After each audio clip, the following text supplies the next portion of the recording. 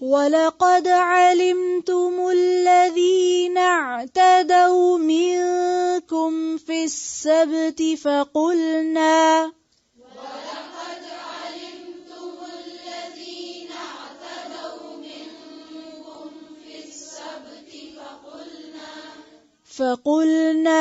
لهم كونوا قردة خاسئين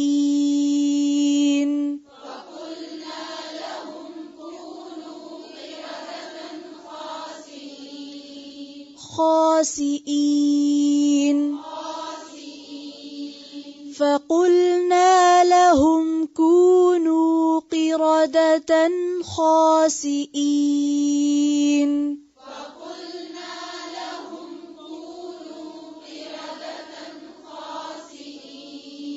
كونوا قردة خاسئين. پھر سے پڑھیں خاسئین، زیر کو اور باریک کریں. وَلَقَدْ اور البتہ تحقیق، علمتم کا روٹ کیا؟ عین لام میم، جان لیا تم نے، تمہیں معلوم ہے، یعنی معنی کیا اس کا؟ تمہیں سب پتا ہے. الذین ان لوگوں کے بارے میں، اعتدوا جنہوں نے زیادتی کی. اعتداء عین دال واو سے ہے، راہ حق سے تجاوز کرنا، اللہ کے احکام اور حدود کا خیال نہ رکھنا. اور تمہیں معلوم ہے، تم جان چکے ہو ان لوگوں کو جنہوں نے اللہ کے احکامات میں زیادتی کی، یعنی حکم نہیں مانا. کب؟ فی السبت، سبت میں. سین بیتے، سبت کا معنی ہوتا ہے کاٹنا، مراد ہے ہفتے کا دن، کیونکہ یہ لوگ کام کاج سے قطع تعلق ہی کر لیتے تھے، کاٹ لیتے تھے، اور دنیا سے کٹ کر اللہ کی عبادت میں مشغول ہو جاتے تھے، یا انہیں ایسا کرنے کا حکم دیا گیا تھا. یعنی سب کچھ چھوڑ دو، دنیا کے سب کام چھوڑ دو اور صرف عبادت کرو.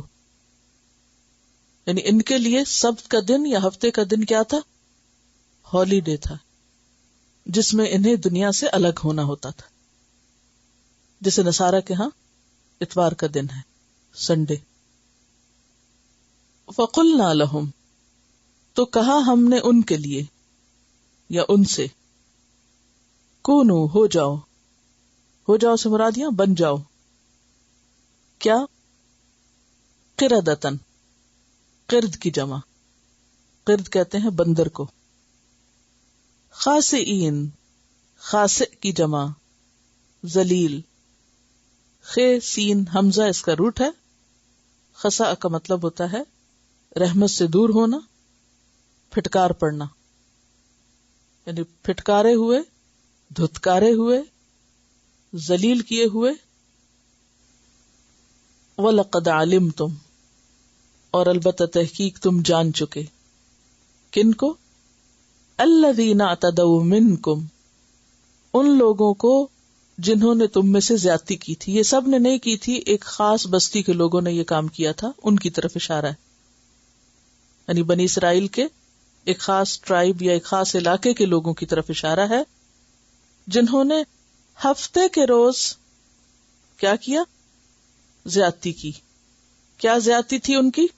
چونکہ بنی اسرائیل کو ہفتے کے دن کام کرنے سے روکا گیا تھا، تو سمندر کے کنارے ایک خاص بستی تھی جس کے لوگ اپنی آمدنی کے لیے مچھلیاں پکڑا کرتے تھے، یعنی اپنی گزر بسر کے لیے مچھلیاں پکڑنے کا کام کرتے تھے. اب یوں سمجھیے مچھروں کی بستی جیسے کوئی ہوتی ہے. تو چونکہ انہیں ہفتے کے روز کوئی بھی کام کرنے سے منع کیا گیا تھا، تو انہوں نے کیا کیا؟ ایک ہیلا کیا، ایک چال چلی،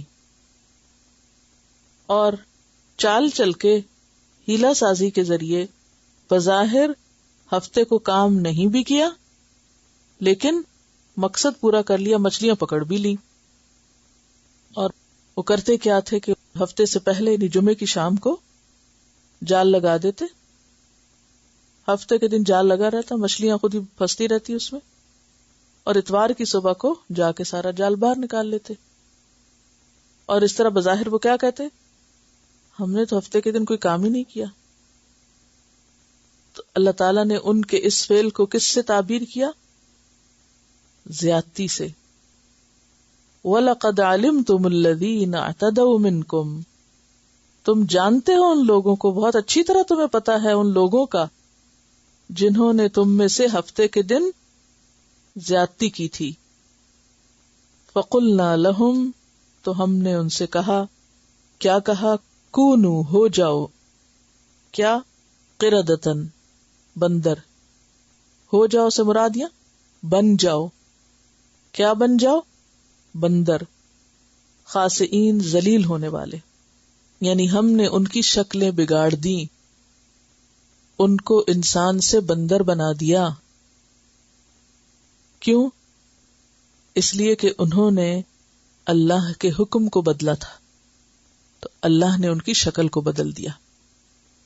پیچھے آپ ان کے بارے میں پڑھ چکے ہیں کہ یہ اللہ کے کلام کو بدل دیتے, الفاظ کو بدل دیتے, نعمتوں کو بدلنے کا مطالبہ کرتے, تو پھر بالآخر ان پر کیا سزا آئی کہ اللہ نے ان کی شکلیں بدل دیں, انسان کی بجائے یہ بندر دکھائی دیتے تھے. سورۃ الاعراف آیت 164 میں یہ واقعہ بھی مزید تفصیل سے بیان ہوا ہے. ارشاد باری تعالیٰ ہے, وَاسْأَلْهُمْ عَنِ الْقَرْيَةِ الَّتِي كَانَتْ حَاضِرَةَ الْبَحْرِ إِذْ يَعْدُونَ فِي السَّبْتِ إِذْ تَأْتِيهِمْ حِيتَانُهُمْ يَوْمَ سَبْتِهِمْ شُرَّعًا وَيَوْمَ لَا يَسْبِتُونَ لَا تَأْتِيهِمْ كَذَلِكَ نَبْلُوهُمْ بِمَا كَانُوا يَفْسُقُونَ وَإِذْ قَالَتْ أُمَّةٌ مِّنْهُمْ لِمَ تَعِظُونَ قَوْمًا اللَّهُ مُهْلِكُهُمْ أَوْ مُعَذِّبُهُمْ عَذَابًا شَدِيدًا قَالُوا مَعْذِرَةً إِلَىٰ رَبِّكُمْ وَلَعَلَّهُمْ يَتَّقُونَ فَلَمَّا نَسُوا مَا ذُكِّرُوا بِهِ أَنْجَيْنَا الَّذِينَ يَنْهَوْنَ عَنِ السُّوءِ وَأَخَذْنَا الَّذِينَ ظَلَمُوا بِعَذَابٍ بَئِيسٍ بِمَا كَانُوا يَفْسُقُونَ فَلَمَّا عَتَوْا عَمَّا نُهُوا عَنْهُ قُلْنَا لَهُمْ كُونُوا قِرَدَةً خَاسِئِينَ. اب آپ دیکھیے کہ قرآن کا بعض حصہ بعض کی وضاحت کرتا ہے. کیا معنی ہے اس کا؟ اور ذرا ان سے اس بستی کا حال بھی پوچھو جو سمندر کے کنارے واقع تھی. انہیں یاد دلاؤ وہ واقعہ کہ وہاں کے لوگ سبت کے دن احکام الہی کی خلاف ورزی کرتے تھے, اور یہ کہ مچھلیاں سبت ہی کے دن ابھر کر سطح پر ان کے سامنے آتی تھی. یعنی کیا مشکل تھی کہ جس دن انہیں مچھلیاں پکڑنے سے روکا گیا اسی دن مچھلیاں بھی اوپر زیادہ آتی تھی, تو اور آزمائش ہو گئی. اب انہوں نے سوچا کہ کوئی طریقہ ایسا کریں کہ جس سے ہم مچھلیاں بھی پکڑ لیں, اور جسے ہماری زبان میں عام طور پہ کیا کہتے ہیں کہ سانپ بھی مر جائے اور لاٹھی بھی نہ ٹوٹے, کہ بظاہر حکم کی خلاف ورزی بھی نظر نہ آئے اور مچھلیاں بھی آ جائیں. ابھی دیکھیں نا کیسی چال بازی کر رہے ہیں. تو انہوں نے پھر وہی طریقہ کیا جو پہلے بتایا گیا, اور بعض روایات میں آتا ہے کہ انہوں نے سمندر کے ارد گرد چھوٹے چھوٹے گڑھے کھود لیے کہ جس دن زیادہ اوپر سمندر آئے گا اور زیادہ مچھلیاں آئیں گی تو پانی کی لہریں دور تک آئیں گی. اب کیا ہوتا کہ جب پانی کی لہریں آتی تو ساتھ مچھلیاں بھی آ جاتی, پانی واپس جاتا تو مچھلیاں گڑھے میں گر چکی ہوتی تھی, اور پھر یہ لوگ اتوار کی صبح اٹھ کے پکڑ لیتے. اور سبت کے سوا باقی دنوں میں نہیں آتی تھی. یہ اس لیے ہوتا تھا کہ ہم ان کی نافرمانیوں کی وجہ سے ان کو آزمائش میں ڈال رہے تھے. یہ قرآن کا بیان ہے. اور انہیں یہ بھی یاد دلاؤ کہ جب ان میں سے ایک گروہ نے دوسرے گروہ سے کہا کہ تم ایسے لوگوں کو کیوں نصیحت کرتے ہو جنہیں اللہ ہلاک کرنے والا ہے یا سخت سزا دینے والا ہے, تو انہوں نے جواب دیا کہ ہم نے یہ سب کچھ تمہارے رب کے حضور اپنی معذرت پیش کرنے کے لیے کیا ہے, اور اس امید پر کرتے ہیں کہ شاید یہ لوگ اس نافرمانی سے پرہیز کرنے لگیں. آخر کار جب وہ ان ہدایات کو بالکل ہی بھلا بیٹھے, یعنی بالکل انہوں نے سوچنا ہی چھوڑ دیا کہ اللہ نے ہمیں کیا حکم دیا جو انہیں یاد کرائی گئی تھی، تو ہم نے ان لوگوں کو بچا لیا جو برائی سے روکتے تھے، اور باقی سب لوگوں کو جو ظالم تھے ان کی نافرمانیوں پر سخت عذاب میں پکڑ لیا۔ پھر جب وہ پوری سرکشی کے ساتھ وہی کام کیے چلے گئے جس سے انہیں روکا گیا تھا، تو ہم نے کہا بندر ہو جاؤ ذلیل و خوار۔ تو اس سے کیا پتہ چلتا ہے کہ جب یہ قوم یہ کام کر رہی تھی تو اس وقت لوگ 3 حصوں میں بٹ گئے، یعنی یہ سارے لوگ 3 حصوں میں بٹ گئے۔ ایک وہ گروہ جو مچھلیاں پکڑتا تھا کھلم کھلا اور علل اعلان نافرمانی کر رہا تھا، دوسرا وہ جو انہیں پوری طرح روک رہا تھا، نہی عن المنکر کر رہا تھا، اور تیسرا وہ جو یہ کہتا تھا کہ تم کیوں نصیحت کرتے ہو ان کو، انہوں نے باز تو آنا نہیں، مت روکو، کرنے دو جو کرتے ہیں۔ تو اب جب عذاب آیا تو سب ظالموں کو عذاب نے دھر لیا، سب بندر بن گئے، صرف وہ بچے جنہوں نے کیا کیا تھا، جنہوں نے برائی کرنے سے روکا تھا۔ اور یہ روکنے والے، انہیں پتا تھا کہ لوگ نہیں باز آئیں گے، پھر بھی کیوں روکتے تھے؟ معذرۃ الی ربکم، اپنے رب کے سامنے سرخرو ہونے کے لیے کہ یا رب ہم نے تو ان کو روکا تھا، یہ نہیں باز آئے تھے۔ تو اس سے یہ بھی پتہ چلتا ہے کہ جب کسی کے سامنے برائی ہو رہی ہو تو حد الوسع اپنی زبان یا ہاتھ سے روکنا چاہیے، اور اگر نہیں روکیں گے اور غلطی ہوتی رہی تو سب پکڑے جائیں گے، سب اس میں شامل ہو جائیں گے۔ تو یہاں پر آپ دیکھیے کہ اللہ تعالیٰ نے ان کو ذلیل بندر بنا دیا۔ اب یہ بندر بنانا کیا تھا؟ یعنی بندر جو بنائے گئے تو بنیادی طور پر تو ان کی شکلیں مسخ کی گئی تھی۔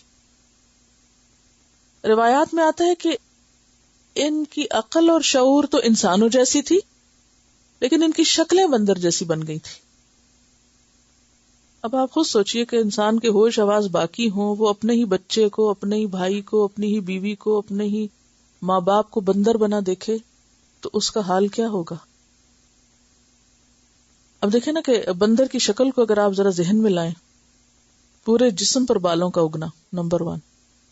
ہمارے منہ پر اگر ایک فالتو بال نظر آتا ہو تو ہمیں کتنی امبیرسمنٹ ہوتی، کہاں یہ کہ پورا جسم بالوں سے ڈھک جائے، یہ کتنی کبھی شکل ہو جائے انسان کی۔ پھر اسی طرح ناک کا چپٹا ہونا، آنکھوں کا چھوٹا چھوٹا ہونا، ہاتھوں کی شیپ کا بدل جانا، کہاں انسان سیدھا چلتا ہے اور کہاں بندر جو ہے وہ ہاتھوں پہ اور پاؤں پہ چل رہا ہوتا ہے۔ تو ان کی شکلیں بگاڑ دی گئی کیونکہ انہوں نے اللہ کا حکم بدلا تھا، اللہ کے حکم کے ساتھ مذاق کیا تھا۔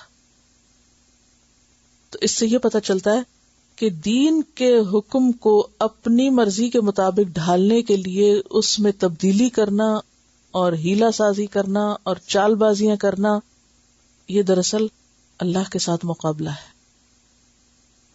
اور یہ کوئی معمولی چیز نہیں ہے، سخت ناپسندیدہ ہے۔ جیسے آپ نے دیکھا ہوگا کہ بعض لوگ دین کے واضح احکام کو ہیلوں بہانوں سے بدل دیتے ہیں۔ مثلا قل هو اللہ پڑھنے کا ثواب کتنا ہے؟ قل هو اللہ کے بارے میں آتا ہے کہ وہ 1/3 قرآن ہے۔ اب کئی لوگ قرآن پڑھنے کے بجائے کیا کرتے ہیں؟ 3 دفعہ قل هو اللہ پڑھ لیتے ہیں اور وہ کہتے ہیں ہم نے قرآن پڑھ لیا۔ یہ کیا ہے؟ کیا یہ بات جو سورۃ الاخلاص کو 1/3 قرآن کے برابر بتایا گیا، اس کا یہی مطلب تھا کہ وہ 3 دفعہ پھر قل هو اللہ پڑھنے سے قرآن پورا ہو جائے گا؟ اور کیا کرتے ہیں؟ اور بھی کئی ہیلا سازیاں ہیں کہ دین کے احکامات کو، اللہ کے حکم کو اپنی منمانی تفسیر کرنا اور اس کے منمانے مطلب نکالنا اور اس کو اپنی مرضی کے مطابق ڈھال لینا، بظاہر مرضی دل کی ماننا اور اوپر سے شو کیا کرنا کہ ہم کیا کر رہے ہیں، ہم دین پر عمل کر رہے ہیں۔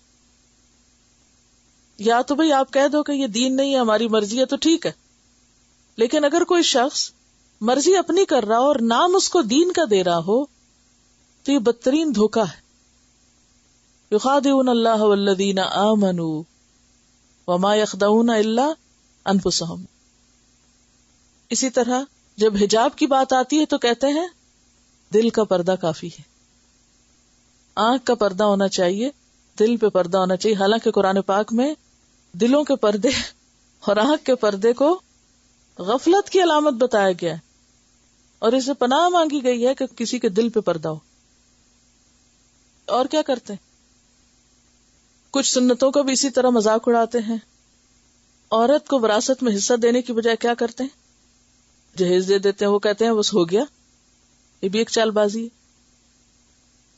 اور قربانی کے پیسے کو قربانی میں خرچ کرنے کی بجائے اور ایک سنت ابراہیمی کو جو کئی ہزار سال سے چلی آ رہی ہے اس کو ختم کر کے اپنی مرضی سے اس پیسے کا کوئی اور استعمال کرنا.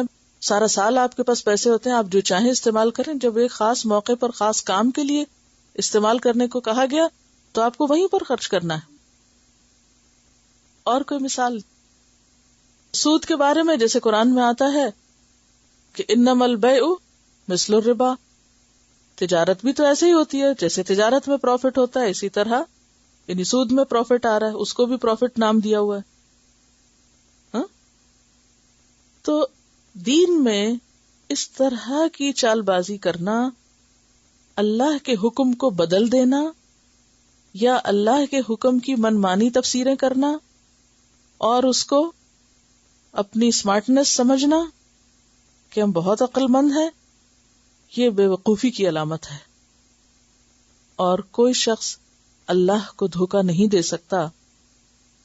حدیث میں آتا ہے کہ جو شخص اس دین کا مقابلہ کرنے کی کوشش کرے گا دین اس پر غالب آ کر رہے گا.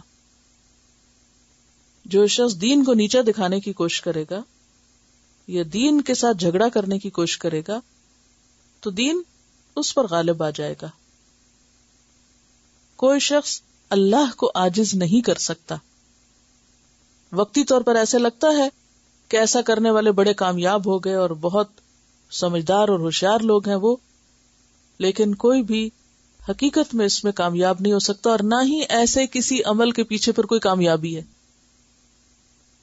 اگر کوئی شخص دین بدل کے اپنی مرضی کا منمانا دین بنا کے اس پر چلے اور وہ یہ سمجھے اس کے پیچھے اجر ہے تو اس کا فائدہ بھی کچھ نہیں. حدیث میں آتا ہے آپ صلی اللہ علیہ وسلم نے فرمایا لا ترتکبوا مرتکبت الیہود فتستحلوا محارم اللہ بأدنى الحیل. ان چیزوں کا ارتکاب نہ کرو. لا ترتکبوا مرتکبت الیہود، جن کا ارتکاب یہود نے کیا تھا. انہوں نے اللہ کی حرام کی ہوئی چیزوں کو چھوٹے چھوٹے ہیلوں سے حلال کر لیا تھا. تو ہیلا بازی کہاں ہوتی ہے؟ جہاں اللہ کے کسی حکم سے بچ نکلنا مقصود ہو، کہ کرنا نہ پڑے.